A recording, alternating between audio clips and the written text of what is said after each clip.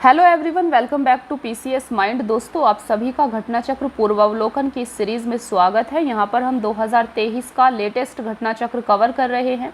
यह आपका बीपीएससी की सभी प्रतियोगिता परीक्षाओं के लिए उपयोगी है। दोस्तों, अभी तक आपकी हिस्ट्री, पॉलिटी और ज्योग्राफी की क्लासेस हो चुकी हैं और अभी हम आपका जनरल साइंस, सामान्य विज्ञान कवर कर रहे हैं। जनरल साइंस में भी आपका फिजिक्स और बायोलॉजी की क्लासेस आ चुकी हैं। आज की क्लास में हम आपका रसायन विज्ञान, केमिस्ट्री को कवर करने वाले हैं, तो आपको इस क्लास को पूरा देखना है। इसके अलावा दोस्तों, अगर आप इस चैनल पर नए हैं तो आपको हमारे टेलीग्राम चैनल को ज्वाइन कर लेना है, जहां पर हम इसकी पीडीएफ को आपके साथ में शेयर करते हैं। तो टेलीग्राम चैनल को ज्वाइन करने के लिए आपको टेलीग्राम पर सर्च करना है @PCS Mind और आपको ज्वाइन कर लेना है। देखिए, और इसके अलावा आपकी बिहार राज्य से संबंधित प्रश्न, बीपीएससी स्पेशल में भी हमने जो बिहार का भूगोल है, बिहार के भूगोल से अभी तक जो आपके एग्जाम्स में बीपीएससी में क्वेश्चंस पूछे गए हैं, उनको भी हमने कवर किया है। तो इसकी एक सेपरेट प्लेलिस्ट इसी चैनल पर बना दी गई है बीपीएससी घटना चक्र के नाम से, तो आप सभी क्लासेस को यहाँ पर देख सकते हैं। चलिए फिर स्टार्ट करते हैं आज की क्लास। और आज की क्लास में कवर करेंगे हम अपना केमिस्ट्री, रसायन विज्ञान। और आज की क्लास में रसायन विज्ञान आपका पूरा हो जाएगा, कंप्लीट रिवीजन आपका यहाँ पर हो जाएगा। देखिए, रसायन विज्ञान आपका यहाँ से शुरू हो जाता है, जिसमें सबसे पहला क्वेश्चन है आपका, निम्न में से कौन सा एक तत्व नहीं है? तो इसका सही आंसर है सी, गैस। निम्न में से कौन सा एक तत्व नहीं है? तो गैस आपका एक तत्व नहीं है, जबकि धातु, अधातु और उपधातु ये आपका एक तत्व होते हैं। यहाँ पर आप देख सकते हैं। आवर्त सारणी में तत्वों को 3 प्रमुख भागों जैसे धातु, अधातु तथा उपधातु में विभाजित किया गया है। Hydrogen, boron, carbon, nitrogen, oxygen, fluorine, phosphorus, sulphur, chlorine, selenium, bromine, iodine तथा सभी अक्रिय गैसों को अधातुओं की श्रेणी में रखा गया है। फ्रेंड्स, दूसरा क्वेश्चन है आपका, आधुनिक रसायन शास्त्र का जनक किसे कहा जाता है? सही आंसर है आपका सी, लेवोजियर। तो आपको याद रखना है, रसायन शास्त्र का जनक लेवोजियर को कहा जाता है। एंटोनी लेवोजियर को आधुनिक रसायन शास्त्र का जनक कहा जाता है। तीसरा क्वेश्चन है आपका, एक तत्व में इलेक्ट्रॉनों और न्यूट्रॉनों की संख्या क्रम से 18 तथा 20 है। इस तत्व की द्रव्यमान संख्या है।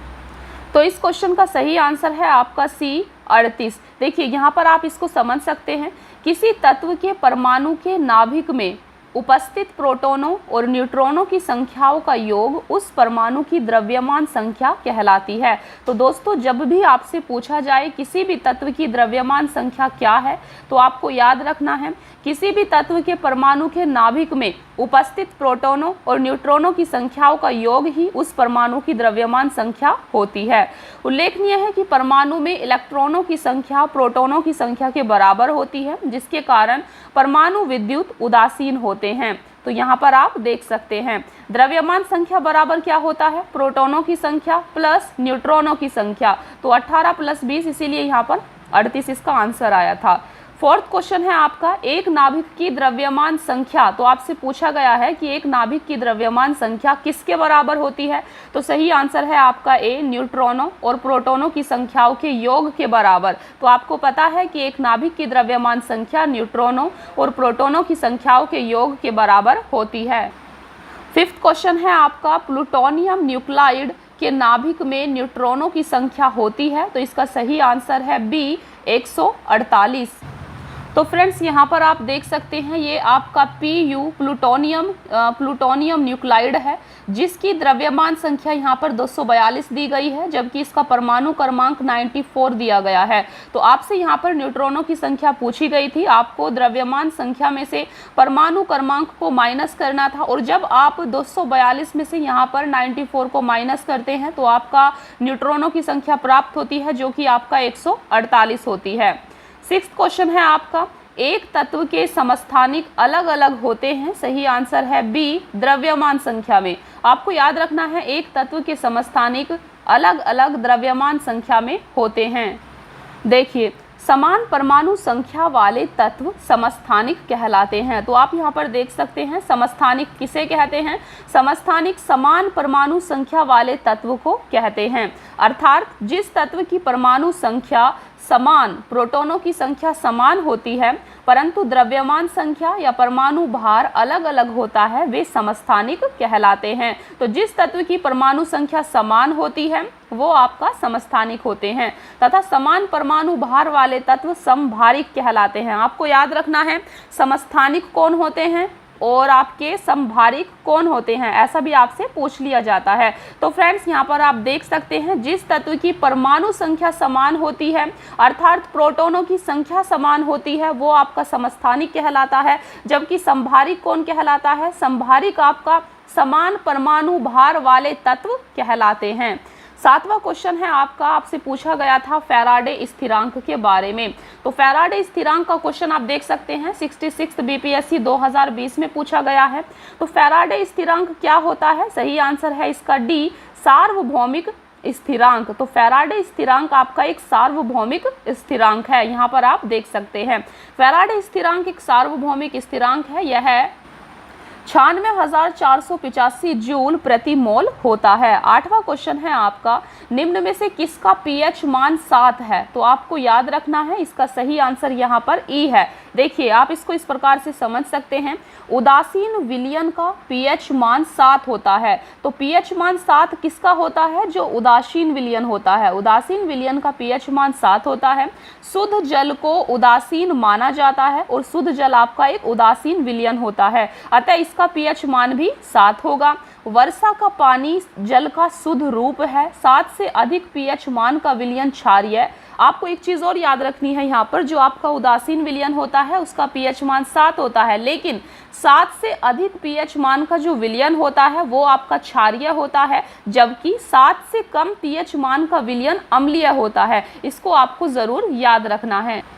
तो फ्रेंड्स यहाँ पर आप इस क्वेश्चन को देख सकते हैं, आपसे यहाँ पर 4-5 ऑप्शन दिया गया था और इसका सही आंसर हमने बताया था ई। इसलिए बताया गया है क्योंकि यहाँ पर उपयुक्त में से एक से अधिक आपका सही है, क्योंकि अभी हमने देखा कि उदासीन विलयन का पीएच मान 7 होता है और शुद्ध पानी का पीएच मान भी आपका 7 होता है, इसीलिए यहाँ पर एक से अधिक ऑप्शन आपका सही हो जाएगा। 9वां क्वेश्चन है आपका, निम्नलिखित में से किस विलयन के पीएच का मान 7 से अधिक है। तो इसका सही आंसर है बी, क्षारीय विलयन। तो अभी आपको बताया गया कि जिस भी विलयन का पीएच मान 7 से अधिक होता है वह आपका क्षारीय विलयन कहलाता है, जबकि 7 से कम वाला विलयन आपका अम्लीय विलयन कहलाएगा। एक बार फिर से देख सकते हैं, 7 से अधिक पीएच मान का विलयन क्षारीय विलयन और 7 से कम पीएच मान का विलयन आपका अम्लीय विलयन होता है। 10वां क्वेश्चन है आपका, ये क्वेश्चन आपसे अक्सर पूछे जाते हैं, पानी का पीएच मान है। तो पानी का पीएच मान होता है आपका बी, 7। ये आपको पता है कि पानी का पीएच मान 7 होता है। चलिए देखते हैं नेक्स्ट। 11वां क्वेश्चन है आपका, एक घोल का पीएच 3 से 6 बदलता है, H+ आयन की सांद्रता क्या होगी, ये आपको बताना है। सही आंसर है यहाँ पर डी, 1000 गुना कम हो जाएगी। तो इस चीज को आपको याद रखना है। यहाँ पर एक घोल का पीएच 3 से 6 बदलता है, H+ आयन की सांद्रता आपसे पूछी गई थी, तो इसका सही आंसर है कि 1000 गुना कम हो जाएगी। तो यहाँ पर आप देख सकते हैं। 12वां क्वेश्चन है, ब्रोमीन होती है। तो ब्रोमीन होती है, कैसी होती है, सही आंसर है डी, लाल द्रव। ब्रोमीन आपका एक लाल द्रव होता है। देखिए ब्रोमीन गहरा लाल रंग धारित तीक्ष्ण गंध वाला वाष्पशील द्रव है। ब्रोमीन Br का परमाणु क्रमांक 35 होता है तथा यह कमरे के ताप रूम टेम्परेचर पर द्रव अवस्था में रहता है। यह अज्वलनशील तथा जल में अल्प विलेय है। ब्रोमीन वर्ग 17 का सदस्य है, जिसे हैलोजन वर्ग के नाम से भी जाना जाता है।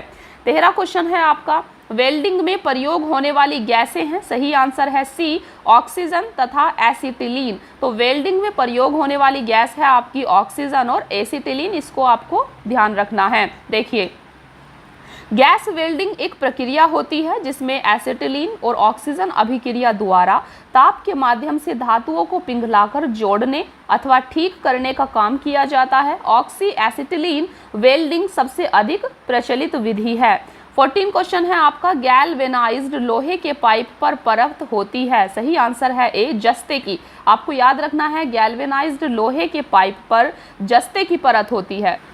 देखिए लोहे एवं इस्पात को जंग से सुरक्षित रखने के लिए उस पर जस्ते जिंक की पतली परत चढ़ाने की विधि को गैल्वेनाइजेशन कहते हैं। ये आपको याद रखना है। तो गैल्वेनाइजेशन क्या है? ये लोहे को जंग से सुरक्षित रखने के लिए उस पर जस्ते की पतली परत चढ़ाने की एक विधि है।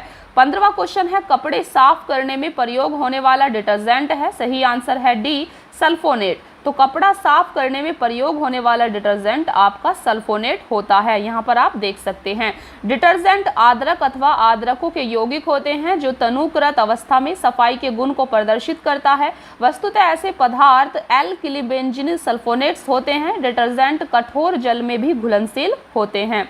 16 क्वेश्चन है आपका, वह तत्व जो मानव पसीने के माध्यम से उत्सर्जित होता है। सही आंसर है यहाँ पर ई। तो यहाँ पर आप देख सकते हैं पसीना मुख्य रूप से पानी से निर्मित होता है, परंतु इसमें खनिज, अम्ल और यूरिया भी मौजूद रहता है। पसीने में मुख्य रूप से sodium, potassium, calcium, magnesium, zinc, iron तत्व पाए जाते हैं। इसीलिए यहाँ पर उपयुक्त में से एक से अधिक आपका आंसर सही होगा। तो यहाँ पर आप देख सकते हैं। 17वां क्वेश्चन है आपका, नीला थोता रासायनिक रूप है। सही आंसर है सी, कॉपर सल्फेट का। आपको याद रखना है नीला थोता कॉपर सल्फेट का एक रासायनिक रूप होता है। देखिए, नीला थोता का रासायनिक नाम कॉपर सल्फेट है। इसका सूत्र आप देख सकते हैं CuSO4 5H2O। यह लवण निर्जलीकृत अवस्था में रंगहीन होता है, परंतु हाइड्रेट लवण नीले रंग का होता है। नीला थोता जल में आसानी से घुल जाता है, परंतु मध अल्कोहल में अघुलनशील होता है। 18वां क्वेश्चन है, निम्न में से सबसे भारी धातु है। तो आपको यहाँ पर सबसे भारी धातु बतानी है, जो कि है आपका प्लेटिनम। प्लेटिनम आपका सबसे भारी धातु होता है। देखिए, अग्रलिखित प्रश्न में भारी का तात्पर्य घनत्व से है। उपयुक्त विकल्पों में से प्लैटिनम सर्वाधिक घनत्व गुणधर्म वाला धातु है, जिसका घनत्व 21.45 ग्राम प्रति घन सेंटीमीटर होता है। चांदी का 10.5 ग्राम प्रति घन सेंटीमीटर। पारा का सूत्र होता है Hg। तो पारा का 13.54 ग्राम प्रति घन सेंटीमीटर और सोने का 19.32 ग्राम प्रति सेंटीमीटर क्यूब घनत्व होता है। तो यहाँ पर आपने देखा अलग अलग का। आपको यहाँ पर याद रखना है सबसे भारी घनत्व किसका था? प्लैटिनम का। 19वां क्वेश्चन है, स्टेनलेस स्टील एक मिश्र धातु है। तो सही आंसर है यहाँ पर आपका ई। क्यों है देखते हैं। देखिए, दो या दो से अधिक धातुओं के समांगी मिश्रण को मिश्र धातु कहते हैं। सबसे पहले आप समझिए मिश्र धातु किसे कहते हैं। तो मिश्र धातु दो या दो से अधिक धातुओं के समांगी मिश्रण को कहते हैं, जो धातु के गुणधर्मों को बेहतर बनाते हैं। लोहे के साथ कार्बन, निकेल, क्रोमियम को निश्चित अनुपात में मिलाने पर हमें स्टेनलेस स्टील प्राप्त होता है, जो कठोर होता है और उसमें जंग नहीं लगता। तो आपने देखा लोहे के साथ आपको कार्बन, निकेल, क्रोमियम को मिक्स करना होगा, तब आपको स्टेनलेस स्टील प्राप्त होता है। तो यहाँ पर आप देख सकते हैं सिर्फ दो ही चीज़ों का यहाँ पर वर्णन है, इसीलिए सही आंसर आपका उपयुक्त में से कोई नहीं हो जाएगा। नेक्स्ट है आपका, टूटी हुई हड्डियों की रक्षा के लिए प्लास्टर ऑफ पेरिस का प्रयोग होता है। यह है सही आंसर है डी, जिप्सम। तो आपको पता है कि टूटी हुई हड्डी की रक्षा के लिए बेसिकली प्लास्टर चढ़ाया जाता है।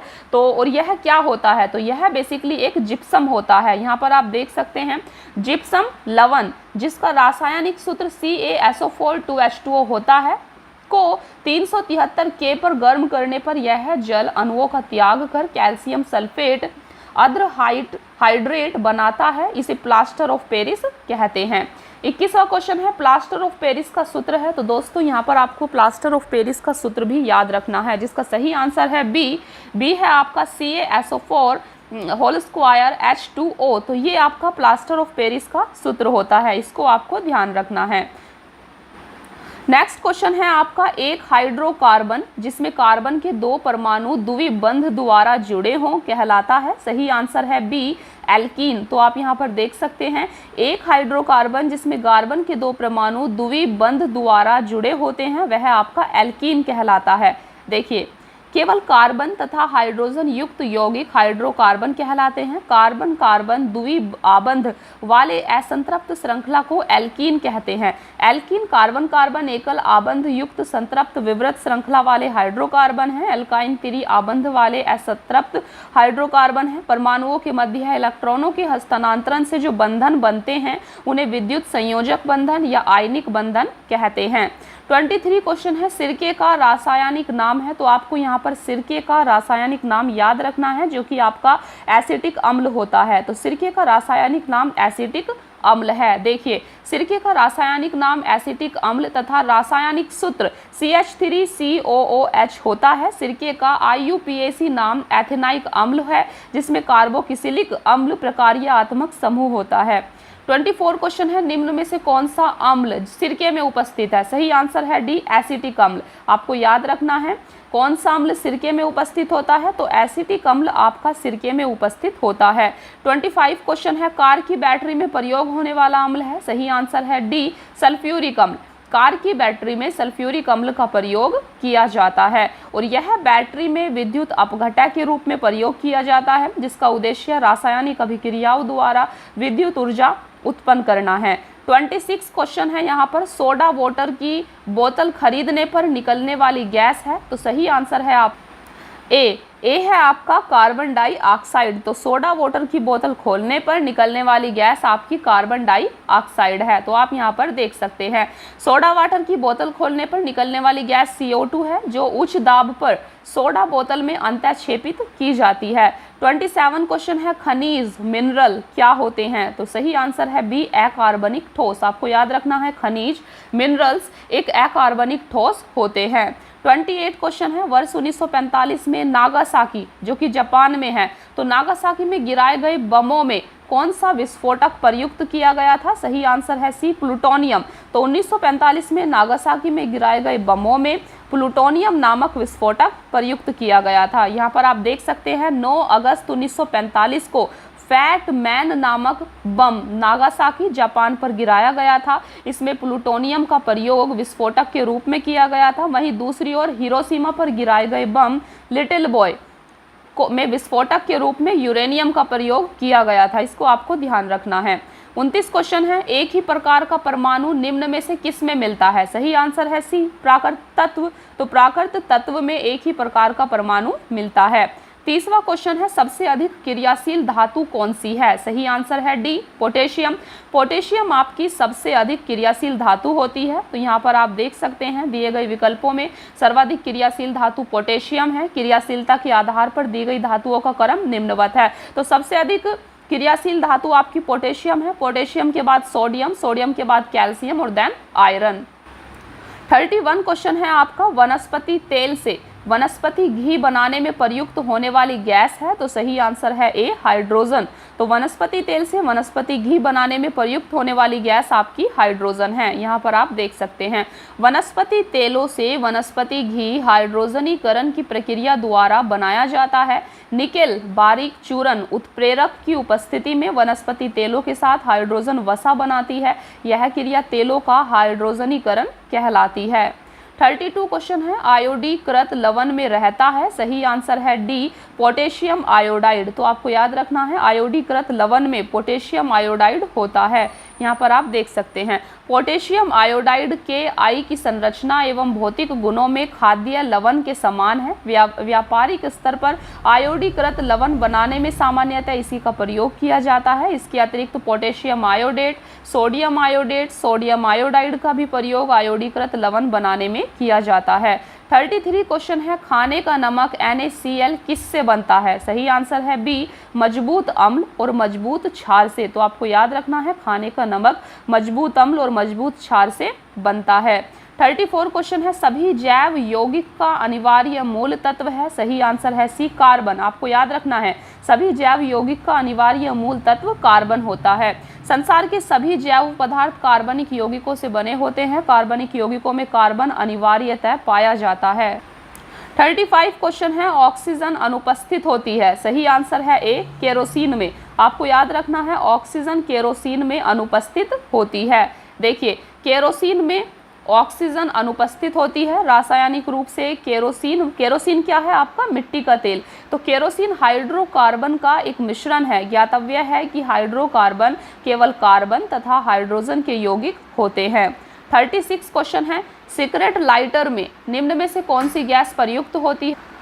तो फ्रेंड्स इसका सही आंसर है आपका ए ब्यूटेन। आपको याद रखना है सिगरेट लाइटर में ब्यूटेन नामक गैस प्रयुक्त होती है। देखिए ब्यूटेन एक ज्वलनशील हाइड्रोकार्बन है जिसका आणविक सूत्र C4H10 होता है। इसका उपयोग सिगरेट लाइटरों में किया जाता है। 37 क्वेश्चन है, निम्न में से कौन सा तरलीकृत पेट्रोलियम गैस का प्रमुख घटक है? सही आंसर है यहाँ पर आपका ई।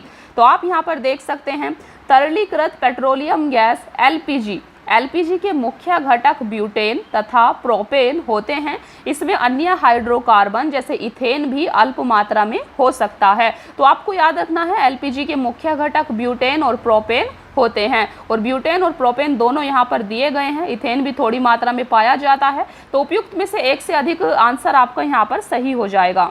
38 क्वेश्चन है, प्राकृतिक रबर किसका बहुलक है? सही आंसर है ए आइसोप्रीन। आपको याद रखना है प्राकृतिक रबर आइसोप्रीन का बहुलक होता है। देखिए, बहुलीकरण वह अभिक्रिया है जिसमें एक ही प्रकार के एक से अधिक अणु आपस में जुड़कर कोई अधिक अनुभार वाला बड़ा अणु बनाते हैं। बहुलीकरण में भाग लेने वाले अणुओं को एकलक या एवं उत्पाद को बहुलक पॉलीमर कहा जाता है। आइसोप्रीन का बहुलक प्राकृतिक रबर है। आइसोप्रीन एक कार्बनिक पदार्थ है जिसका सूत्र यहाँ पर आप देख सकते हैं। नेक्स्ट क्वेश्चन है आपका 39, टेफ्लॉन निम्नलिखित में से किस एकलक का बहुलक है? तो सही आंसर है ए टेट्राफ्लोरोएथिलीन। तो टेफ्लॉन आपका किसका बहुलक होता है? टेट्राफ्लोरोएथिलीन का बहुलक होता है। यहाँ पर आप देख सकते हैं। 40 क्वेश्चन है, बैकेलाइट निम्नलिखित के संघनन से बनता है? तो सही आंसर है बी फिनॉल तथा फॉर्मेल्डिहाइड। तो बैकेलाइट फिनॉल और फॉर्मेल्डिहाइड के संघनन से बनता है। दोस्तों, बैकेलाइट आपका एक आरंभिक प्लास्टिक होता है और इसका रासायनिक नाम यहाँ पर आप देख सकते हैं। ये इतना बड़ा नाम है। यह थर्मोसेटिंग फिनॉल फॉर्मेल्डिहाइड रेजिन होता है जो फिनॉल और फॉर्मेल्डिहाइड से संघनन प्रतिक्रिया के फलस्वरूप बनता है। इसकी खोज वर्ष 1907 से 1909 के मध्य बेल्जियम के रसायनज्ञ लियो बैकलैंड ने की थी। 41 क्वेश्चन है, ट्राइग्लिसराइड क्या है? तो ट्राइग्लिसराइड एक वसा होती है। आपको याद रखना है ट्राइग्लिसराइड वसा होती है। देखिए, ट्राइग्लिसराइड शरीर में पाई जाने वाली वसा का एक प्रकार है। हमारा शरीर भोजन से प्राप्त अप्रयुक्त ऊर्जा को ट्राइग्लिसराइड में परिवर्तित कर देता है। ट्राइग्लिसराइड वसा कोशिकाओं फैट सेल्स में संचित होती हैं। 42 क्वेश्चन है, ग्रेफाइट और हीरे के बारे में निम्न में से कौन सा कथन सत्य है? तो फ्रेंड्स, ग्रेफाइट और हीरे के बारे में सही कथन है आपका डी, वे एक समान रासायनिक प्रतिक्रिया से गुजर सकते हैं। यहाँ पर आप देख सकते हैं ग्रेफाइट और हीरा दोनों ही कार्बन के अपर रूप है जिनकी क्रिस्टलीय संरचना अलग अलग होती है। आपको याद रखना है ग्रेफाइट और हीरे की क्रिस्टलीय संरचना अलग अलग होती है। हीरा जहां प्राकृतिक रूप से प्राप्त सर्वाधिक कठोर पदार्थ है, वहीं ग्रेफाइट कम कठोर होता है। ग्रेफाइट की विद्युत चालकता हीरे से अधिक होती है। ग्रेफाइट और हीरा दोनों के कार्बन सह संयोजी बंधों से बने होने के कारण उनके रासायनिक गुण समान होते हैं और वे एक समान रासायनिक प्रतिक्रिया से गुजर सकते हैं। 43 क्वेश्चन है, पुलिस द्वारा नशे में गाड़ी चलाने वाले की सांस की जांच के लिए फिल्टर पेपर पर क्या होता है? सही आंसर है ए पोटेशियम डाइक्रोमेट और सल्फ्यूरिक अम्ल। आपको याद रखना है पुलिस द्वारा नशे में गाड़ी चलाने वाले की सांस की जांच के लिए फिल्टर पेपर पर पोटेशियम डाइक्रोमेट और सल्फ्यूरिक अम्ल होता है। यहाँ पर आप देख सकते हैं। देखिए, पुलिस द्वारा नशे में गाड़ी चलाने वाले की सांस की जांच के लिए ब्रेथ एनालाइजर या ब्रीथलाइजर नामक उपकरण का प्रयोग किया जाता है। इस उपकरण के माध्यम से किसी संदेहास्पद व्यक्ति द्वारा छोड़ी गई सांस को पोटेशियम क्राइकोमेट तथा सल्फ्यूरिक अम्ल H2SO4 के विलयन से गुजारा जाता है। ब्रेथलाइजर में लाल भूरा पोटेशियम डाइक्रोमेट विलियम अल्कोहल से अभिक्रिया कर हरे रंग में परिवर्तित हो जाता है। इस हरे रंग की तीव्रता इंटेंसिटी के माध्यम से छोड़ी गई सांस में अल्कोहल की मात्रा का अनुमान लगाया जाता है। 44 क्वेश्चन है, घरेलू ईंधन के रूप में प्रयुक्त एलपीजी में मुख्यतः होती है? तो सही आंसर यहाँ पर आपका ई है। तो आपको पता है एलपीजी के मुख्य घटक आपके ब्यूटेन प्रोपेन होते हैं। यहाँ पर आप देख सकते हैं घरेलू ईंधन के रूप में प्रयुक्त एलपीजी अर्थात तरलीकृत पेट्रोलियम गैस हाइड्रोकार्बन गैसों का एक ज्वलनशील मिश्रण है। इसमें मुख्यतः प्रोपेन और ब्यूटेन का मिश्रण होता है। एलपीजी के रिसाव की पहचान के लिए उसमें कुछ गंध युक्त पदार्थ जैसे मरकेप्टन आदि मिला दिया जाता है। 45 क्वेश्चन है, ग्रीन हाउस गैसों में मुख्य घटक होता है, सही आंसर है ई। तो यहाँ पर आप देख सकते हैं ग्रीन हाउस गैसें वे हैं जो पृथ्वी, वातावरण तथा बादलों द्वारा उत्सर्जित ऊष्मीय अवरक्त विकिरण को अवशोषित एवं उत्सर्जित करती हैं। इनमें प्रमुख है कार्बन डाइऑक्साइड, जलवाष्प, नाइट्रस ऑक्साइड, मीथेन और ओजोन। तो यहाँ पर आप देख सकते हैं ग्रीन हाउस गैसों में मुख्य घटक आपका कार्बन डाइऑक्साइड होता है, मीथेन होता है, नाइट्रस ऑक्साइड होता है। तो ये सारी आपकी ग्रीन हाउस गैसें होती हैं, इसीलिए उपयुक्त में से एक से अधिक आपका यहाँ पर सही हो जाएगा। 46 क्वेश्चन है, ग्रीन हाउस गैसों में मुख्य घटक होता है। तो फिर से ये क्वेश्चन पूछा गया और इस बार आपको पता है carbon dioxide, methane, nitrous oxide. उपयुक्त में से एक से अधिक यहाँ पर आंसर आपका सही हो जाएगा। 47 क्वेश्चन है, पेट्रोल तथा डीजल के अधूरे जलने से उत्पन्न होती है। तो सही आंसर है डी, कार्बन मोनोऑक्साइड। पेट्रोल तथा डीजल के अधूरे जलने से कार्बन मोनोऑक्साइड नामक गैस उत्पन्न होती है। देखिए, ऑक्सीजन की कमी के कारण इंजन में पेट्रोल या डीजल का पूर्ण दहन नहीं हो पाता। इसमें मुख्यतः कार्बन मोनोऑक्साइड उत्पन्न और निर्गत होती है। 48 क्वेश्चन है, साबुन ग्रीस को हटाता है। तो सही आंसर है सी, पाइसीकरण द्वारा। साबुन के द्वारा ग्रीस हटाया जाता है पाइसीकरण विधि के द्वारा। देखिए, पाइसी कारक सामान्यतः ध्रुवीय समूहों युक्त लंबी श्रृंखला वाले यौगिक होते हैं। उदाहरण साबुन। साबुन के अणु में दो भाग होते हैं, लंबी हाइड्रोकार्बन शाखा जो कि वसा में घुलनशील है और जल में विलय ध्रुवीय भाग। तो पाइसीकरण के दौरान साबुन का अध्रुवीय एल्कोहल समूह तेल या ग्रीस को घोल देता है तथा ध्रुवीय समूह जल में घुल जाता है और जब इसे ठीक प्रकार रगड़ा जाता है तो ग्रीस छोटी छोटी बूंदों के रूप में जल में निलंबित हो जाता है और जल के बहाव में सरलता से बह जाता है। नेक्स्ट क्वेश्चन है आपका 49। तो यहाँ पर आपको दो सूची दी गई हैं, एक तरफ पदार्थ हैं और दूसरी तरफ उनका उपयोग लिखा गया है, जिसको आपको मैच करना है। और दोस्तों इसका सही आंसर यहाँ पर आपका सी हो जाएगा। आप डायरेक्टली यहाँ पर देखिए आपको डायरेक्टली देखना है और याद कर लेना है। सबसे पहला पदार्थ है आपके सामने एस्पार्टम। एस्पार्टम का क्या उपयोग होता है? तो एस्पार्टम बेसिकली एक कृत्रिम मधुरक होता है, ठीक है। दूसरा है फ्रेयोन। फ्रेयोन आपका प्रशीतक होता है। तीसरा है नियोप्रीन। नियोप्रीन आपका संश्लेषित रबर होता है। बेनाड्रिल ये प्रतिहिस्टेमीन होता है। तो यहाँ पर सही आपको डायरेक्टली दिया गया है, इनको आपको देखना है और ध्यान रखना है।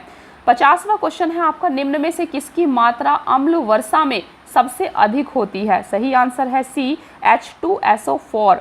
तो निम्न में से किसकी मात्रा अम्ल वर्षा में सबसे अधिक होती है? H2SO4 की। देखिए, वातावरणीय प्रदूषण, औद्योगिक निस्सरतों एवं प्रकृति में होने वाली विभिन्न क्रियाओं के फलस्वरूप उत्पन्न सल्फर डाइऑक्साइड तथा नाइट्रस ऑक्साइड गैसें वायुमंडल में पहुंचकर ऑक्सीजन और बादल के जल के साथ रासायनिक अभिक्रिया कर क्रमशः सल्फ्यूरिक अम्ल H2SO4, नाइट्रिक अम्ल HNO3 बनाकर पृथ्वी पर गिरती हैं। इसे अम्ल वर्षा या अम्लीय वर्षा, एसिड रेन कहते हैं। अम्ल वर्षा में सामान्यतः सल्फ्यूरिक अम्ल H2SO4 की मात्रा सर्वाधिक होती है। 51 क्वेश्चन है आपका, अम्ल वर्षा होती है कारखानों से, कोयला जलाने से, पेट्रोल से। देखिए, ये क्वेश्चन आपका विवादित है। तो फ्रेंड्स यहाँ पर आप देख सकते हैं अम्ल वर्षा का मुख्य कारण सल्फर डाइऑक्साइड SO2 एवं नाइट्रोजन के ऑक्साइडों के उत्सर्जन से होने वाली वर्षा है। इन प्रदूषकों का उत्सर्जन कारखानों से, पेट्रोल से तथा ऊर्जा उत्पादन संयंत्र में कोयला जलाने से भी होता है। अतः इस प्रश्न के लिए एक से अधिक विकल्प यहाँ पर सही होना चाहिए। 52 क्वेश्चन है, शुष्क बर्फ है, काफी इंपॉर्टेंट क्वेश्चन है। शुष्क बर्फ आपका ठोस कार्बन डाइऑक्साइड होता है। ठोस कार्बन डाइऑक्साइड को ही शुष्क बर्फ के नाम से जाना जाता है। यहाँ पर आप देख सकते हैं ठोस कार्बन डाइऑक्साइड बर्फ के समान दिखती है, अतः इसे शुष्क बर्फ कहा जाता है। शुष्क बर्फ बिना द्रव रूप में बदले उधर्वपातित होकर कार्बन डाइऑक्साइड गैस में बदल जाती है। 53 क्वेश्चन है, निम्न में से किसे शुष्क बर्फ कहते हैं? तो आपको पता है सी, ठोस कार्बन डाइऑक्साइड। 54 क्वेश्चन है, शुष्क बर्फ क्या है? तो बी, ठोस कार्बन डाइऑक्साइड। 55 क्वेश्चन है, चूने का पानी किसके द्वारा दूधिया हो जाता है? सही आंसर है बी, CO2। चूने का पानी CO2 के द्वारा दूधिया हो जाता है। यहाँ पर आप देख सकते हैं चूने का पानी लाइम वाटर कैल्शियम हाइड्रोक्साइड के तनु जलीय विलयन का सामान्य नाम है। जब कार्बन डाइऑक्साइड गैस को चूने के पानी में से प्रवाहित करते हैं तो चूने का पानी दूधिया हो जाता है। 56 क्वेश्चन है, निम्न में से कौन सा सीमेंट का मुख्य घटक होता है? सही आंसर यहाँ पर ई है। चलिए देखते हैं। देखिए, सीमेंट के निर्माण में प्रयुक्त होने वाले मुख्य घटक चूना पत्थर, लाइमस्टोन तथा सिलिका मिट्टी SiO2 है। चूना पत्थर और सिलिका मिट्टी को एक साथ गर्म करने पर उनकी अभिक्रिया के फलस्वरूप सीमेंट क्लिंकर का निर्माण होता है। इस क्लिंकर में 2 से 3% जिप्सम को मिश्रित करने पर सीमेंट का निर्माण हो जाता है। 57 क्वेश्चन है, एक कार बैटरी में प्रयुक्त विद्युत अपघटय होता है। तो सही आंसर है बी, सल्फ्यूरिक अम्ल। एक कार बैटरी में प्रयुक्त विद्युत अपघटय आपका सल्फ्यूरिक अम्ल होता है। देखिए, कार में द्वितीयक सेल प्रयोग में लाया जाता है। द्वितीयक सेल में विद्युत अपघटय के रूप में सल्फ्यूरिक अम्ल के तनु विलयन का उपयोग किया जाता है, जबकि इलेक्ट्रोड लेड ऑक्साइड तथा स्पंजी लेड की बनी प्लेटें होती हैं। इन बैटरियों को लेड संचायक और संचायी बैटरी भी कहते हैं। कारों, ट्रकों, इन्वर्टरों में उपयोग होने वाली बैटरियां द्वितीयक बैटरियों के उदाहरण हैं। 58 क्वेश्चन है, निम्न में से किसमें कार्बन नहीं है? तो सही आंसर है डी, उपरोक्त में से कोई नहीं। तो हीरा, ग्रेफाइट और कोयला तीनों कार्बन के अपर रूप हैं। 59 क्वेश्चन है, निम्न में से सबसे सख्त कौन है? तो सही आंसर है ए, हीरा। हीरा सबसे सख्त होता है। देखिए, हीरा सबसे कठोर प्राकृतिक पदार्थ है। हीरे में प्रत्येक कार्बन परमाणु अन्य कार्बन परमाणुओं से प्रबल बलों द्वारा जुड़ा रहता है। इसके फलस्वरूप त्रिविमीय दृढ़ संरचना प्राप्त होती है। इसकी कठोरता के कारण इसका उपयोग कांच को काटने एवं कठोर पत्थर में छिद्र करने वाले औजार को बनाने में किया जाता है। 60वां क्वेश्चन है आपका, निम्न पदार्थों में से कौन सा पदार्थ खाने की वस्तुओं के परिरक्षण प्रयोग होता है? सही आंसर है सी, सोडियम बेंजोएट। तो सोडियम बेंजोएट का प्रयोग खाने के परिरक्षण के लिए किया जाता है। 61 क्वेश्चन है, पारद धातु मिश्रण है। इसका सही आंसर है आपका ऑप्शन सी, पारद धातु मिश्रण पारद युक्त मिश्र धातु होती है। 62 क्वेश्चन है, खाना बनाने में प्रयोग की जाने वाली गैस मुख्यतः है। सही आंसर है सी, मीथेन। खाना बनाने में मुख्यतः मीथेन गैस का प्रयोग किया जाता है। इसे गोबर, कूड़ा कचरा आदि से प्राप्त किया जाता है। 63 क्वेश्चन है, निम्न धातुओं में से कौन सामान्य ताप पर द्रव होता है? सही आंसर है बी, पारा। तो पारा सामान्य ताप पर द्रव होता है। इसका प्रयोग थर्मामीटर में ताप मापने के लिए किया जाता है। 64 क्वेश्चन है, ठोस कपूर से कपूर वाष्प बनाने की प्रक्रिया को कहते हैं। सही आंसर है डी, ऊर्ध्वपातन, सब्लिमेशन। ऊर्ध्वपातन क्या है? ये ठोस कपूर से कपूर वाष्प बनाने की प्रक्रिया है। देखिए, ठोस कपूर से वाष्प बनाने की प्रक्रिया को ऊर्ध्वपातन कहते हैं। ऊर्ध्वपातन वह प्रक्रिया है जिसमें ठोस पदार्थ गर्म करने पर सीधा गैसीय अवस्था में रूपांतरित हो जाता है और जो ठंडा होने पर पुनः प्रारंभिक ठोस अवस्था में आ जाता है। 65 क्वेश्चन है, पीतल के बर्तनों को कलई करते समय गर्म बर्तन की सफाई के लिए प्रयोग किए जाने वाले अमोनियम क्लोराइड चूर्ण से निकलने वाला धुआं है। सही आंसर है डी, अमोनिया और हाइड्रोक्लोरिक एसिड का। देखिए, पीतल के बर्तन को कलई करते समय गर्म बर्तन की सफाई के लिए प्रयोग किए जाने वाले अमोनियम क्लोराइड चूर्ण से निकलने वाला धुआं अमोनिया और हाइड्रोक्लोरिक अम्ल होता है। 66 क्वेश्चन है, नींबू खट्टा किस कारण से होता है?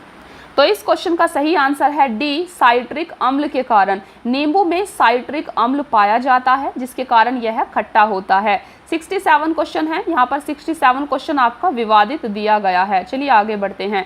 68 क्वेश्चन है, स्टील को कठोरता प्रदान करने के लिए बढ़ाई जाती है। सही आंसर है ए, कार्बन की मात्रा। देखिए, इस्पात के साथ उचित मात्रा में मिश्रक मिलाकर उसे आवश्यक कठोरता, तन्यता या सुघटियता प्रदान की जाती है। लोहे में जितना अधिक कार्बन मिलाते हैं इस्पात उतना ही कठोर बनता जाता है। कठोरता बढ़ने के साथ उसकी भंगुरता भी बढ़ती जाती है। 69 क्वेश्चन है, किस खनिज से रेडियम प्राप्त किया गया था? सही आंसर है बी, पिच ब्लेंड। तो पिच ब्लेंड नामक खनिज से रेडियम प्राप्त किया गया था। देखिए, पिच ब्लेंड से रेडियम प्राप्त किया जाता है। पिच ब्लेंड रेडियम का अयस्क है, लेकिन पिच ब्लेंड में रेडियम का अनुपात अत्यधिक कम होता है। क्यूरी दंपत्ति ने रेडियम प्राप्ति के लिए पिच ब्लेंड का ही शोधन किया था। 70 क्वेश्चन है आपका, तैरने के तालाब में तैरने से मनुष्य की त्वचा जल जाती है, तो किस कारण से? ऑप्शन बी, क्लोरीन के कारण। तो तैरने के तालाब में तैरने से मनुष्य की त्वचा जल जाती है क्लोरीन के कारण। देखिए, मनुष्य में तैरने से मनुष्य की त्वचा जल जाती है क्योंकि तालाब के जल शुद्धिकरण में क्लोरीन का प्रयोग किया जाता है। क्लोरीन की अधिकता के कारण शरीर की त्वचा जल जाती है। 71 क्वेश्चन है, हाइड्रोजन को जलाने से क्या बनेगा? तो सही आंसर है डी, पानी। हाइड्रोजन को जलाने से जल का निर्माण होता है। 72 क्वेश्चन है, सोने को घोला जा सकता है, तो ये क्वेश्चन आपका विवादित है। देखिए, फिर भी देखते हैं। सोने को एक्वा रेजिया में घोला जाता है। एक्वा रेजिया सांद्र नाइट्रिक और हाइड्रोक्लोरिक अम्ल का आयतन की दृष्टि से 1:3 का मिश्रण होता है, अतः इस प्रश्न का कोई भी विकल्प सही नहीं है। 73 क्वेश्चन है, हाइड्रोफ्लोरिक एसिड कांच की बोतल में नहीं रखा जाता है क्योंकि यह अभिक्रिया करता है, तो सही आंसर है डी, कांच की सिलिकॉन डाइऑक्साइड से। देखिए, हाइड्रोफ्लोरिक अम्ल कांच में नहीं रखा जाता है। हाइड्रोफ्लोरिक अम्ल अत्यधिक क्रियाशील यौगिक है। यह कांच की सिलिकॉन डाइऑक्साइड से प्रतिक्रिया कर लेता है जिससे बोतल में विस्फोट हो जाता है। 74 क्वेश्चन है, वायु में थोड़ी देर रखने पर किसी धातु के ऊपर हरे रंग के बेसिक कार्बोनेट की परत जम जाती है, वह धातु है, सही आंसर है ए, तांबा। तो वह धातु तांबा होती है। देखिए, वायु में थोड़ी देर रखने के बाद तांबा धातु के ऊपर हरे रंग की बेसिक कार्बोनेट की परत जम जाती है। वस्तुतः यह वायु में तांबे के ऑक्सीकरण का परिणाम है, इसे पटीना कहा जाता है। 75 क्वेश्चन है, विस्फोटक नाइट्रोग्लिसरीन है एक, सही आंसर है डी, एस्टर। तो नाइट्रोग्लिसरीन एक एस्टर है जिसका उपयोग विस्फोटक की तरह किया जाता है। 76 क्वेश्चन है आपका, घरेलू एलपीजी सिलेंडरों में दाब मापक नहीं प्रदान किए जाते हैं क्योंकि, सही आंसर है डी, ये एलपीजी द्वारा चोक हो जाते हैं। देखिए, एलपीजी में अत्यधिक दाब पर संपीड़ित कर गैस को द्रवीकृत किया जाता है। इसमें दाब मापक लगाने से दाब मापक के चोक हो जाने की संभावना रहेगी, अतः दाब मापक नहीं लगाया जाता है। 77 क्वेश्चन है, निम्न में से किस खनिज द्वारा लोहा प्राप्त किया जाता है? सही आंसर है डी, हेमेटाइट। तो हेमेटाइट नामक खनिज द्वारा लोहा प्राप्त किया जाता है। तो हेमेटाइट अयस्क से लोहे की प्राप्ति होती है, तो हेमेटाइट लोहे का अयस्क होता है। 78 क्वेश्चन है, विरंजक चूर्ण के लिए कौन सा कथन असत्य है? सही आंसर है ए, जल में अधिक विलय होता है। तो ये कथन आपका यहाँ पर गलत दिया गया है। देखिए, विरंजक चूर्ण एक पीत धवल चूर्ण होता है जिससे क्लोरीन की गंध आती है। विरंजक चूर्ण को जब वायु में खुला छोड़ देते हैं तो इससे धीरे धीरे क्लोरीन गैस बाहर निकल जाती है। यह कार्बन डाइऑक्साइड अथवा तनु सल्फ्यूरिक अम्ल अथवा तनु हाइड्रोक्लोरिक अम्ल के साथ अभिकृत होकर क्लोरीन गैस प्रदान करता है। 79 क्वेश्चन है, जस्ते से एक आयतन भाग को 2 आयतन भाग तांबा से मिलाने पर पीतल बनता है, पीतल का घनत्व है, तो सही आंसर है बी, 8300 किलोग्राम प्रति मीटर क्यूब। 80वां क्वेश्चन है आपका, जस्ते से एक बर्तन पर विद्युत लेपन की विधि में, सही आंसर है सी, बर्तन को ऋण ध्रुव और शुद्ध जस्ते को धन ध्रुव बनाया जाता है। देखिए, जस्ते से बर्तन पर विद्युत लेपन की विधि में जस्ता 2 इलेक्ट्रॉनों का त्याग कर धनायन बन जाता है और बर्तन इलेक्ट्रॉन का त्याग कर ऋणात्मक हो जाता है। इससे जस्ता धन ध्रुव और बर्तन ऋण ध्रुव के रूप में परिणत हो जाता है। 81 क्वेश्चन है, स्टेनलेस स्टील एक मिश्र धातु है, सही आंसर है ई। तो यहाँ पर आप देख सकते हैं, स्टेनलेस स्टील धब्बा रहित लोहा एक मिश्र धातु है जिसके संघटक तत्व इस प्रकार हैं। तो इसमें आयरन होता है, क्रोमियम, मैग्नीज, कार्बन होता है। इसमें सिलिकॉन नहीं मिलाया जाता है जबकि अल्प मात्रा में निकेल मिलाया जाता है। 82 क्वेश्चन है, स्टेनलेस स्टील मिश्र धातु है, सही आंसर है सी, लोहे और क्रोमियम का। तो लोहे और क्रोमियम का मिश्र धातु होता है स्टेनलेस स्टील। 83 क्वेश्चन है, निम्न में से किसमें ऋणात्मक आवेश होता है? सही आंसर है सी, बीटा किरण। बीटा किरण में ऋणात्मक आवेश होता है। रेडियो एक्टिव पदार्थों से अल्फा, बीटा, गामा किरणें निकलती हैं। अल्फा धनावेशित, बीटा ऋणावेशित और गामा उदासीन किरणें होती हैं। 84 क्वेश्चन है, निम्न में से कौन सा इलेक्ट्रॉनिक संसरूपण धातु तत्वों के लिए होता है? सही आंसर है डी, 2882। देखिए, 85 क्वेश्चन है, CO समूह का आबंध क्रम क्या है? सही आंसर है डी, 3। तो आप देख सकते हैं, आबंध क्रम बॉन्ड ऑर्डर एक संख्या है जो हमें यह बताती है कि अणु या समूह बनाने वाले 2 परमाणुओं के मध्य उपस्थित बंधन कितना मजबूत है। आबंध कर्म का अधिक होना अधिक मजबूती तथा आबंध कर्म का कम होना कम मजबूती प्रदर्शित करता है। CO समूह का आबंध कर्म 3 है। 86 क्वेश्चन है, जिस तत्व के परमाणु में 2 प्रोटॉन 2 न्यूट्रॉन और 2 इलेक्ट्रॉन हों उस तत्व की द्रव्यमान संख्या कितनी होती है? सही आंसर है बी 4। तो आप देख सकते हैं द्रव्यमान संख्या बराबर प्रोटॉनों की संख्या प्लस न्यूट्रॉनों की संख्या होती है और दिए गए प्रश्न में द्रव्यमान संख्या 2 + 2 अर्थात आपकी 4 हो जाएगी। 87 क्वेश्चन है, सल्फर हेक्साफ्लोराइड अणु का आकार कौन सा है? सही आंसर है बी अष्टफलकीय। सल्फर हेक्सोफ्लोराइड का आकार अष्टफलकीय होता है। 88 क्वेश्चन है, एक तत्व X की बाह्यतम कक्षा में 4 इलेक्ट्रॉन है, हाइड्रोजन के साथ इसके यौगिक का कौन सा सूत्र होगा? सही आंसर है डी XH4। ठीक है, इसको आपको देखना है। देखिए, जिस तत्व की बाह्यतम कक्षा में 4 इलेक्ट्रॉन होते हैं, स्थायित्व प्राप्त करने के लिए 4 इलेक्ट्रॉन की सहायता से सह संयोजी बंध बनाएगा। हाइड्रोजन की बाह्यतम कक्षा में 1 इलेक्ट्रॉन होता है, स्थायित्व प्राप्त करने के लिए 1 और इलेक्ट्रॉन की आवश्यकता होगी, अतः बाह्यतम कक्षा में 4 इलेक्ट्रॉन वाले तत्व के साथ 4 हाइड्रोजन प्रतिक्रिया करेंगे, इस प्रकार XH4 का निर्माण करेगा। 89 क्वेश्चन है, बेंजीन में सिग्मा और पाई बंध की संख्या होती है। सही आंसर है सी 12 और 3। आप देख सकते हैं, तो बेंजीन एक हाइड्रोकार्बन है जिसका सूत्र C6H6 है। इसमें 6 कार्बन परमाणु और 6 हाइड्रोजन परमाणु होते हैं। प्रत्येक कार्बन परमाणु एक बंध से हाइड्रोजन से और 2 से अन्य निकटवर्ती कार्बन परमाणुओं से संबंध रखता है। कार्बन का चौथा बंध युग्म बंध के रूप में उपस्थिति माना गया है। इसमें 12 सिग्मा और 3 पाई बंध होते हैं। 90 क्वेश्चन है, भारी पानी वह पानी होता है, सही आंसर है सी, जिसमें हाइड्रोजन का स्थान आइसोटॉप ले लेता है। तो आपको याद रखना है, भारी पानी वह पानी होता है जिसमें हाइड्रोजन का स्थान आइसोटॉप ले लेता है। देखिए, हाइड्रोजन में समस्थानिक ड्यूटीरियम होता है। यदि जल का निर्माण हाइड्रोजन से न होकर ड्यूटीरियम से हो तो उस पानी को भारी पानी कहेंगे और इसका रासायनिक सूत्र D2O होता है। 91 क्वेश्चन है, किसी परमाणु नाभिक का आइसोटॉप वह नाभिक है जिसमें, तो सही आंसर है इसका आपका बी, जिसमें प्रोटॉनों की संख्या वही होती है परंतु न्यूट्रॉनों की संख्या भिन्न होती है। आपको याद रखना है, आपसे पूछा जाता है आइसोटॉप किसे कहते हैं, तो आइसोटॉप दोस्तों उस परमाणु नाभिक को कहते हैं जिसमें प्रोटॉनों की संख्या समान होती है, प्रोटॉनों की संख्या वही होती है परंतु न्यूट्रॉनों की संख्या भिन्न होती है। देखिए, वे परमाणु जो द्रव्यमान संख्या में असमान होते हैं परंतु नाभिक पर समान विद्युत आवेश या समान प्रोटॉनों की संख्या में समान होते हैं, इन्हें समस्थानिक या आइसोटॉप कहते हैं। 92 क्वेश्चन है, दूध उदाहरण है एक, तो आप देख सकते हैं सही आंसर आपका यहाँ पर बी एंड सी हो जाएगा। तो दूध उदाहरण है एक कोलाइड विलयन का और इमल्सन का, तो यहाँ पर आप देख सकते हैं। देखिए, कोलाइड एक विषमांगी मिश्रण होता है, इसमें मिश्रण के कण बहुत सूक्ष्म होते हैं। कोलाइड के कई रूप या प्रकार हैं जैसे एरोसोल, इमल्सन, जेल आदि। दूध फेस क्रीम इमल्सन का उदाहरण है। इस प्रकार दूध इमल्सन है जो एक तरह का कोलाइड विलयन है। इस प्रश्न का विकल्प बी और सी दोनों सही हैं। 93 क्वेश्चन है, एल्कोहलिक खमीर का आखिरी उत्पाद आखिरी प्रोडक्ट क्या होता है? सही आंसर है सी, इथाइल अल्कोहल। तो आपको याद रखना है इथाइल अल्कोहल। देखिए, 94 क्वेश्चन है, ग्लूकोज को एथिल अल्कोहल में किस एंजाइम द्वारा बदल दिया जाता है? सही आंसर है सी, जाइमेज द्वारा। ग्लूकोज को एथिल अल्कोहल में जाइमेज एंजाइम द्वारा बदल दिया जाता है। 95 क्वेश्चन है आपका, शक्कर के किण्वन से क्या बनता है?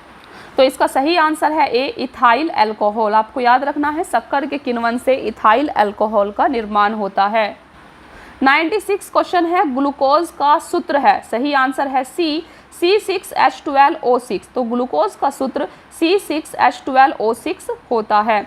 97 क्वेश्चन है, यूरिया में उपस्थित होने वाले तत्व हैं, सही आंसर है डी, CHNO। तो आप देख सकते हैं यूरिया एक कार्बनिक यौगिक है जिसका रासायनिक सूत्र CONH2² होता है। यूरिया में लगभग 46.67% नाइट्रोजन एमाइड के रूप में उपस्थित होती है। कार्बनिक रसायन के क्षेत्र में इसे कार्बोमाइड भी कहा जाता है। 98 क्वेश्चन है, अपमार्जक डिटर्जेंट क्या है? सही आंसर है डी, शोधन अभिकर्ता, तो अपमार्जक एक शोधन अभिकर्ता होता है। देखिए, सफाई कार्य के लिए प्रयुक्त होने वाले पदार्थ साबुन एवं अपमार्जक कहलाते हैं। वास्तव में हम जिस साबुन का उपयोग वर्षों से कर रहे हैं वह अपमार्जक श्रेणी में ही आता है। 99 क्वेश्चन है, निम्न में से कौन सा पदार्थ साबुन बनाने में प्रयुक्त होता है? सही आंसर है ए, वनस्पति तेल। वनस्पति तेल का प्रयोग साबुन बनाने में किया जाता है। देखिए, जब किसी तेल अथवा वसा को सोडियम हाइड्रोक्साइड विलयन के साथ विवेचित किया जाता है तो तेल अथवा वसा संगत एसिड सोडियम लवण और ग्लिसरॉल में परिवर्तित हो जाता है। इस अभिक्रिया को साबुनीकरण कहते हैं। 100 क्वेश्चन है, पीतल में कौन कौन सी धातुएं हैं? सही आंसर है डी, तांबा और जस्ता। आपको याद रखना है, पीतल में तांबा, कॉपर और जस्ता जिंक धातुएं होती हैं। 101 क्वेश्चन है आपका, तीसरे और चौथे समूह के ऑक्साइड का सामान्य गुणधर्म क्या है? सही आंसर है ए, बेसिक और एसिडिक। देखिए, तीसरे चौथे समूह के ऑक्साइड का सामान्य गुणधर्म बेसिक और एसिडिक होता है। 102 क्वेश्चन है, रेडियोधर्मी पदार्थ उत्सर्जित करता है? सही आंसर है डी, उपरोक्त सभी। तो रेडियोधर्मी पदार्थ अल्फा, बीटा, गामा किरणों को उत्सर्जित करता है और ये किरणें क्रमशः धनावेशित, ऋणावेशित और उदासीन होती हैं। 103 क्वेश्चन है, हवा में जिस गैस की मात्रा सबसे अधिक है वह है? तो सही आंसर है डी, नाइट्रोजन। हवा में नाइट्रोजन की मात्रा लगभग 78.09% होती है, जो सभी गैसों में सर्वाधिक है। 104 क्वेश्चन है, वायु एक, सही आंसर है सी, मिश्रण होता है। वायु एक मिश्रण होता है। तो वायु कई गैसों का मिश्रण है। इसमें आप नाइट्रोजन देख सकते हैं लगभग 78%, ऑक्सीजन लगभग 21% होता है, आर्गन 0.93, कार्बन डाइऑक्साइड 0.036% होता है और शेष गैसों में hydrogen, helium, neon, krypton, xenon आदि पाई जाती हैं। 105 क्वेश्चन है, मच्छर भगाने वाली दवाओं में सक्रिय रसायन है? सही आंसर है ए, एलिथ्रीन। मच्छर भगाने वाली दवाओं में सक्रिय रसायन एलिथ्रीन होता है। तो एलिथ्रीन नामक यौगिक मच्छर भगाने वाली दवाओं में सक्रिय रसायन है। 106 क्वेश्चन है, जल की स्थायी कठोरता का कारण है? इसका सही आंसर है बी, जल की स्थायी कठोरता का कारण कैल्शियम तथा मैग्नीशियम के क्लोराइड और सल्फेट होता है। देखिए, कठोर पानी वह है जो अपमार्जक साबुन लगाने पर झाग सहजता से उत्पन्न नहीं करता। इसका मुख्य कारण कैल्शियम तथा मैग्नीशियम के क्लोराइड और सल्फेट होता है। 107 क्वेश्चन है, हास्य गैस क्या है? तो हास्य गैस आपकी नाइट्रस ऑक्साइड होती है। आपको याद रखना है, नाइट्रस ऑक्साइड एक हास्य गैस है। इसके सूंघने पर हंसी आती है। डॉक्टर इसका प्रयोग एनेस्थीसिया के रूप में भी प्रयुक्त करते हैं। 108 क्वेश्चन है, निम्न में से किसे हंसने वाली गैस कहा जाता है? सही आंसर है B, nitrous oxide. Nitrous oxide को हंसने वाली गैस कहा जाता है। 109 क्वेश्चन है, दो सूची दी गई है जिनको आपको मिलाना है। तो इसका सही आंसर यहाँ पर बी हो जाएगा। यहाँ पर आप डायरेक्टली देखिए, त्वचा कैंसर किस कारण से होता है? आपको पता है, पराबैंगनी प्रकाश के कारण। पराबैंगनी प्रकाश के कारण आपको त्वचा कैंसर हो सकता है। दूसरा है ध्वनि प्रदूषण। ध्वनि प्रदूषण को डेसिबल में मापा जाता है, इसीलिए डेसिबल से इसका सही मिलान होगा। तीसरा है वैश्विक तापन, ग्लोबल वार्मिंग। ग्लोबल वार्मिंग के लिए कार्बन डाइऑक्साइड जिम्मेदार होता है, इसीलिए सही मैच आपका ये हो जाएगा। चौथा है ओजोन छिद्र। ओजोन छिद्र का सही मैच क्लोरोफ्लोरोकार्बन होगा। तो यहाँ पर हमने डायरेक्टली देख लिए हैं। तो आप देख सकते हैं, त्वचा कैंसर को आप पराबैंगनी प्रकाश से मिलाएंगे, ध्वनि प्रदूषण को डेसिबल से, ग्लोबल वार्मिंग को कार्बन डाइऑक्साइड से और ओजोन छिद्र को क्लोरोफ्लोरोकार्बन से। तो फ्रेंड्स, यहाँ पर हमने 109 क्वेश्चन आपका डिस्कस किया है और इसके बाद आप देख सकते हैं, इसके बाद आपका बायोलॉजी स्टार्ट हो जाता है। तो आज की क्लास में केमिस्ट्री, रसायन विज्ञान को हमने कंप्लीट रिवाइज कर लिया है। जितना भी प्रीवियस ईयर क्वेश्चंस था घटना चक्र में, उनको हमने अच्छे से आज डिस्कस किया है। आई होप कि आपको आज की क्लास पसंद आई हो। तो फ्रेंड्स, ऐसे ही क्लासेस को देखते रहिए कंटिन्यू बेसिस पर और मेहनत करते रहिए, आपको अच्छा रिजल्ट ज़रूर मिलेगा। तो thank you so much friends, आज के लिए इतना ही। मिलते हैं फिर नेक्स्ट क्लास में। Keep watching, please like, share and subscribe. Thank you.